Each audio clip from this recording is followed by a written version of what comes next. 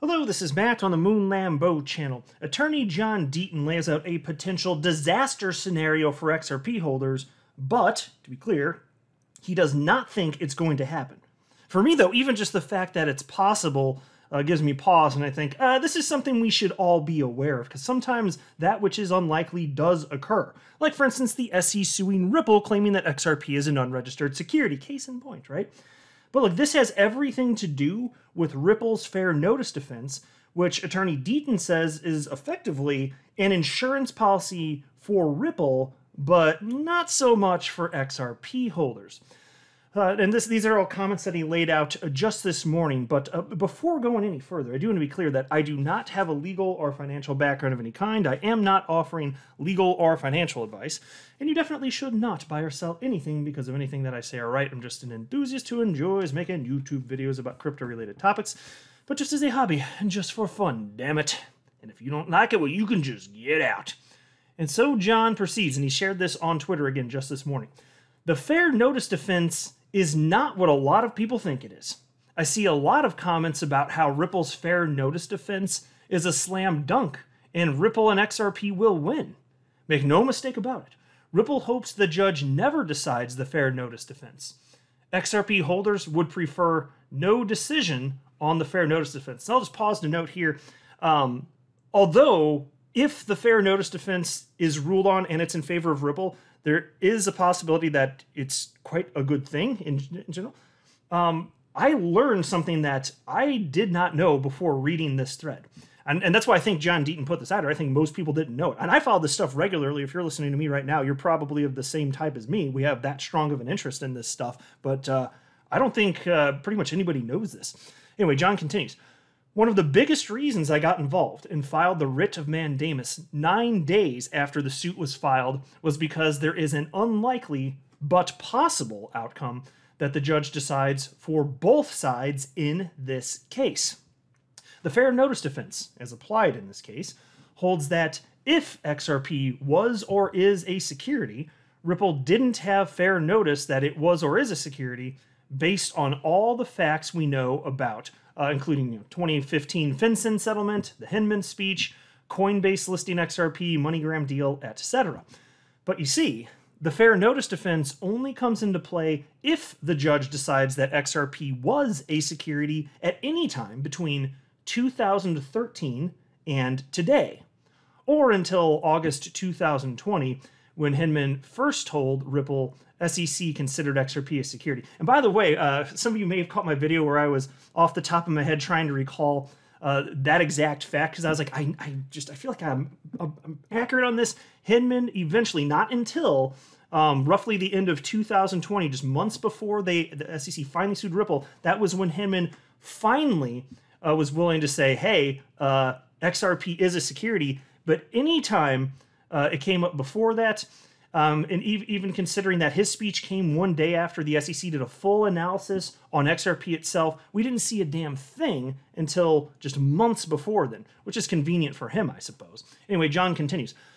How could the judge decide for both sides but hurt XRP holders, you ask? The judge theoretically could find XRP was and always has been a security, but Ripple didn't receive fair notice. Thus, Ripple does not have to pay any money to the SEC, but must register the token moving forward. Now, let's pause and note, that would be interesting if the judge actually found that, yes, XRP actually was a security the whole time, but the SEC didn't do their job in providing fair notice to market participants, including Ripple, that XRP, of course, was a security, in which case Ripple's innocent. So they would get a pass at that point, right? And then Attorney Deaton continues and he says, do I believe this scenario is going to happen? No, I don't. So I'll just pause and note again there. This could be disastrous. Can you imagine a scenario where Ripple gets a free pass because they weren't notified, but then XRP just is from that point moving forward a security? Just disastrous. Complete disaster. Now, Ripple would be gone out of the United States based on what they've said to this point. XRP holders in the United States, we'd be in a very tough spot, which is why, again, the concept is very scary.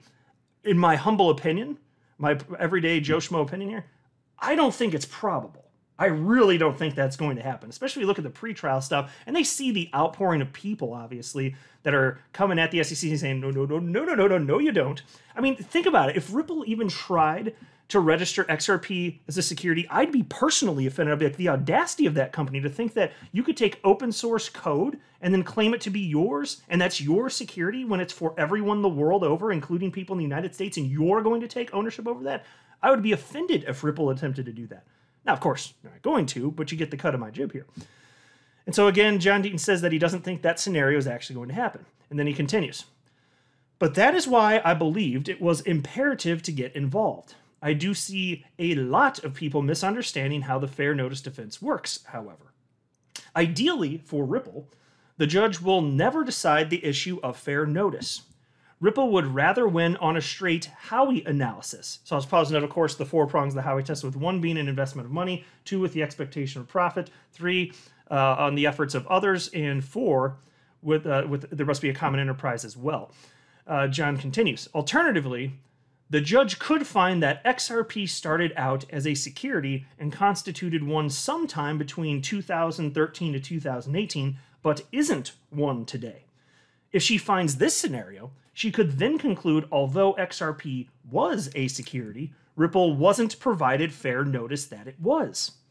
If the judge finds XRP was a security in the early years, but Ripple lacked fair notice, Ripple wouldn't have to pay any fines or be disgorged of its profits. The bottom line is, the fair notice defense is like an insurance policy for Ripple, but not for XRP holders. So there you go. So that's where I think a lot of the misunderstanding was, and this clarified a whole bunch for me, so I'm so thankful we have John Deaton as an XRP community member in the space and fighting for everybody here.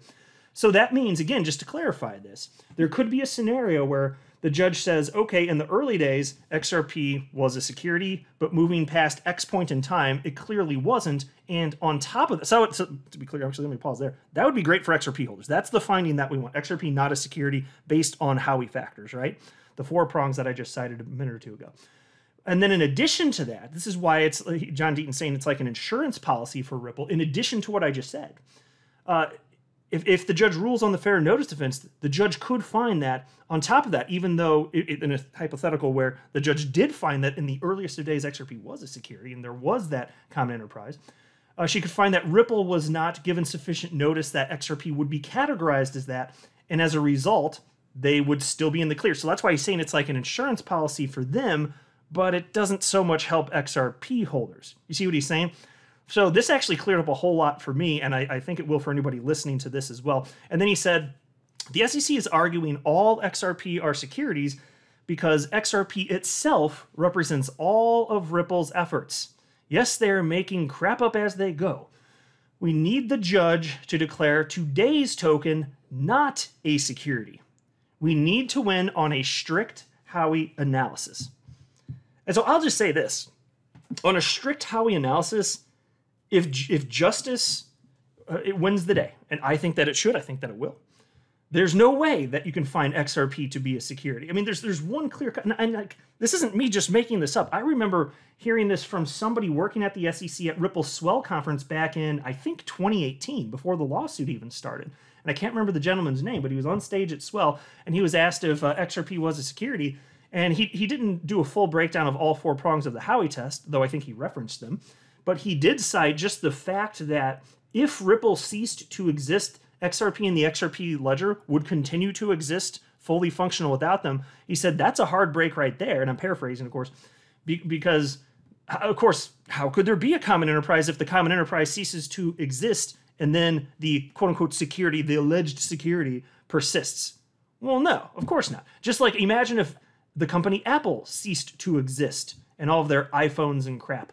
None of that's getting manufactured anymore. Does the stock continue to exist? No, obviously not. So common enterprise versus no common enterprise. And even on that factor alone, the guy was, I'm sorry, I wish I could give him proper credit. I could look it up pretty quickly, I imagine, but it struck me right now. But that was one of the early stages where I was like, yeah, so how the hell could it be? And then obviously ever since the lawsuit happened, we've been learning more and more and more to the point where I think that we're all officially lawyers. Like I'm legally a lawyer at this point, right? I know I'm nowhere near it, but still, my gosh, I know a lot more about securities law than I ever thought I would. I am not a financial advisor. You should not buy or sell anything because of anything I say or write. That would be a very, very, very bad idea. Until next time, to the Moon Lambo.